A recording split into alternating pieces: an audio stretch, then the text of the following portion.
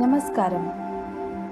आज हम आपको श्रीशैलम की कथा सुनाएंगे। श्रीशैलम आंध्र प्रदेश के श्रीशैल पर्वत पर है, कृष्णा नदी के किनारे। एक बार मुरुगन स्वामी को दक्षिण भारत में रहने का आदेश मिला था। बहुत समय बीत गया, मुरुगन स्वामी कैलाश नहीं जा पाए। तब माता पार्वती और शिव जी के आदेश से गणेश जी उनको लेने आए और अपने भाई की बात सुनकर उनसे रहा नहीं गया और वो कैलाश के लिए निकल गए। जब वहाँ पहुँचे तो शिव जी और माता पार्वती ने कहा कि हम चाहते हैं कि आप दोनों का विवाह हो जाए, लेकिन पहले हम उसका विवाह करेंगे जो सर्वश्रेष्ठ होगा। तभी गणपति जी बोले, इसमें कोई संदेह नहीं है कि भैया मुरुगन ही सर्वश्रेष्ठ हैं। और तभी मुरुगन स्वामी ने कहा, गणपति जी ही सर्वश्रेष्ठ हैं, सारी पूजा और यज्ञ के प्रथम अधिकारी हैं वो, इसलिए। तभी शिव जी बोले, तुम दोनों में से जो भी पृथ्वी के 7 चक्कर लगाकर पहले आएगा वही सर्वश्रेष्ठ है। अब पिताजी की ऐसी इच्छा जानकर दोनों अपने अपने वाहन में जाने की तैयारी कर लिए।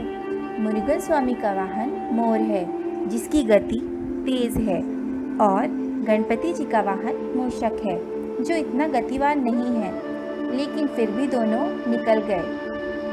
थोड़ी दूर पे गणपति जी ने सोचा कि इस तरह तो मैं युगों युगों तक चक्कर ही लगाता रहूंगा जिस गति में मेरा वाहन चल रहा है।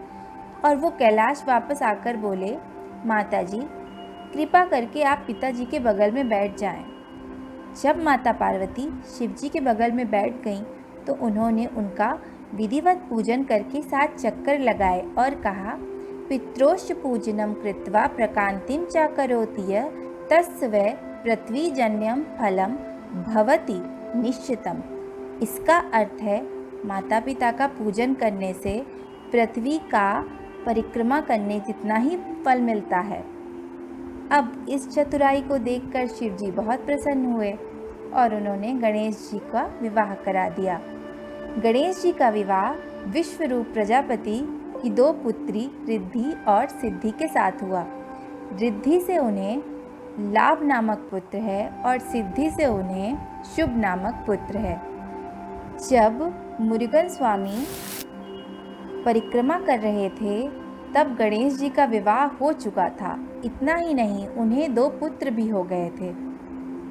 अब जब मुरुगन स्वामी वापस आए तो नारद जी ने उन्हें सारा वृत्तांत सुना दिया और यह सारी बात सुन के कार्तिकेय जी यानी कि मुरुगन स्वामी को क्रोध आ गया और इस प्रकरण से नाराज होकर मुरुगन स्वामी अपने माता पिता का चरण छुए और शिष्टाचार का पालन करते हुए वहां से चल दिए। माता और पिता से अलग होकर मुरुगन स्वामी पर्वतों पर रहने लगे। शिव और पार्वती ने अपने पुत्र मुरुगन स्वामी को समझा बुझाकर बुलाने हेतु देवर्षि नारद को पर्वत पर भेजा, लेकिन मुरुगन स्वामी ने वापस कैलाश जाने से मना कर दिया।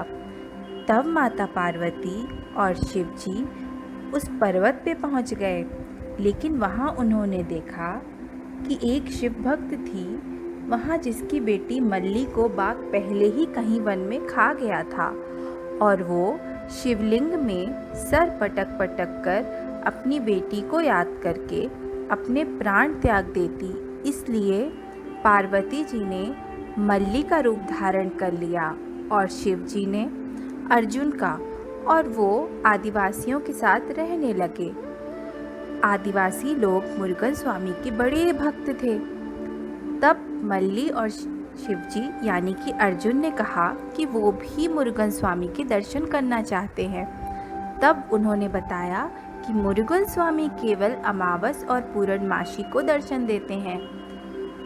इसलिए मल्ली और अर्जुन वहीं रुक गए और काफ़ी समय व्यतीत होने लगा। गांव वालों ने कहा कि मल्ली और अर्जुन की जोड़ी बहुत सुंदर है, दोनों एक दूसरे को प्रेम करते हैं, इसलिए उनका विवाह करवा देना चाहिए। और इस तरह मल्ली और अर्जुन का विवाह हो गया। विवाह के पश्चात आशीर्वाद लेने के लिए मुरुगन स्वामी के पास ले गए। तभी मुरुगन स्वामी ने आश्चर्यचकित होकर बोले, माता और पिताजी, आप दोनों यहाँ कैसे आ गए? तब उन्होंने सबको कहा कि ये मेरी माता पार्वती जी हैं और पिता शिव जी हैं, जो मल्ली और अर्जुन के नाम से यहाँ रह रहे हैं। तब शिव जी ने कहा कि मुरुगन, कैलाश चलो। लेकिन मुरुगन स्वामी ने कहा कि अगस्त्य मुनि का दिया हुआ कार्य समाप्त नहीं हुआ है। और वहाँ के सारे आदिवासी भी बोल पड़े कि हम अपने मुरुगन स्वामी को नहीं जाने देंगे। और तभी सबकी प्रेम भरी भावनाओं को देखते हुए शिव जी बोले, जिस शिवलिंग की श्रीशैल पर्वत में तुम पूजा करने आते हो, उसमें मैं अपनी ज्योतिर्लिंग रूप में निवास करूँगा और हर अमावस में यहाँ खुद आऊँगा। और हर अमावस तुम मुझे अपने पास पाओगे पुत्र। और माता पार्वती बोली, मैं हर पूर्णमासी को यहाँ आऊँगी और तुम मुझे हर पूर्णमासी को अपने ही समीप पाओगे। ये कहकर अपनी दिव्य ज्योति उस शिवलिंग में प्रदान कर दी। और इस तरह मल्लिका और अर्जुन के नाम से श्रीशैल पर्वत में मल्लिकार्जुन ज्योतिर्लिंग की स्थापना हो गई।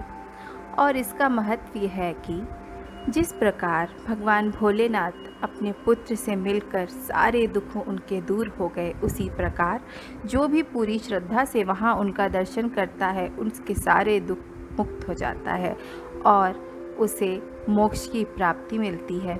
अब हमारी कथा यहीं समाप्त होती है। हर हर महादेव।